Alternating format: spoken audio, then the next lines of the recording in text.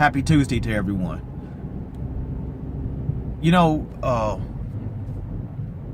I'm still stuck on this, how pastors are not preaching God's truth. You know, it's very telling how pastors are, because you can see how we are living in the last days.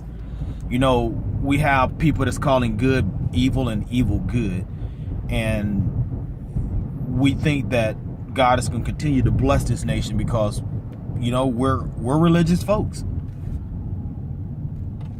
which is a lie in and of itself.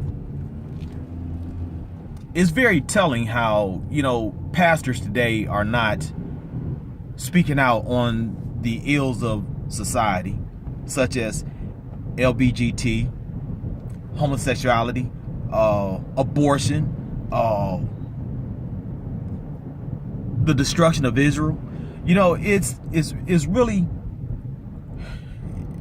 aggravating having to see some of the posts that I see from pastors talking about, well, I support this man because he's a good man, he's a godly man. Or better yet, another post that I saw was talking about how it's been proven that there's a flash of light that comes at the moment of conception to represent life of a child, but yet he's going to support someone that supports abortion.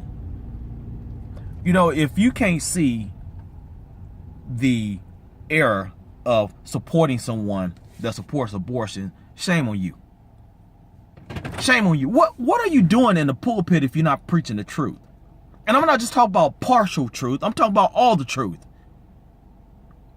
He's not the only one. And no, I'm not going to call out his name, but he's not the only one.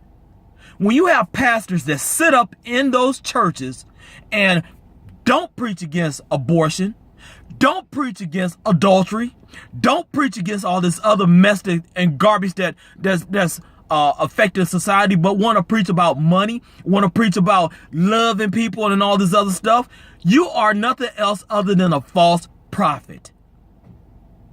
Shame on you. You're doing nothing but aiding and assisting and abetting the devil. You know exactly who you are. You know, it is so past the time of not preaching the truth.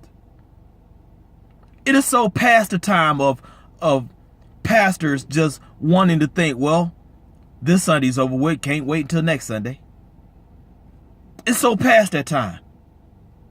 When are you going to start being convicted by God, showing that my people are dying, my people are hurting, and you're not saying anything about it? When are you going to start feeling that conviction? You know, the Bible calls a fool as someone that knows the truth but decide to do the opposite of truth. You're a fool. You're a coward. I call you a coward because you're more afraid of offending people than you are offending God. How dare you? It makes me sick to my stomach to see people being ignorant and calling themselves a man of God. You know, there's a I don't even know how to even put this, because it's so, it makes me upset to see pastors just running around talking about let's claiming this stuff, but yet you can't preach God's word the way it's supposed to be preached. All for the sake of you being a coward. You got two choices. And this goes to any pastor. I'm not just talking about local pastors. I'm talking about these pastors that's on TV as well. You have two choices. Either you're going to preach the truth, or just get out the way for those who want to preach the truth. Get out the way.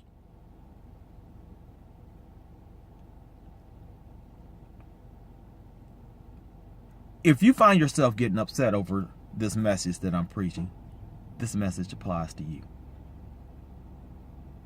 If you find yourself getting upset over the words that I'm saying, this message applies to you. You know, in the next coming days, we're going to see whether or not, if people are real about wanting this country back, or are they going to continue to worship a man instead of worship God? And you know what? Either way, I wash my hands of the whole situation. And the reason why, because I've done what I need to do. I've done what I've been called to do. I'm never going to hide behind the truth. I'm always going to be out there preaching and teaching and saying the truth. I'm not saying that I'm perfect. I'm not saying that any man is perfect. All I'm saying is this: it's time for you. It's time out for you to stop playing like you want to play church. It's time for you to be about your Father's business. God bless you.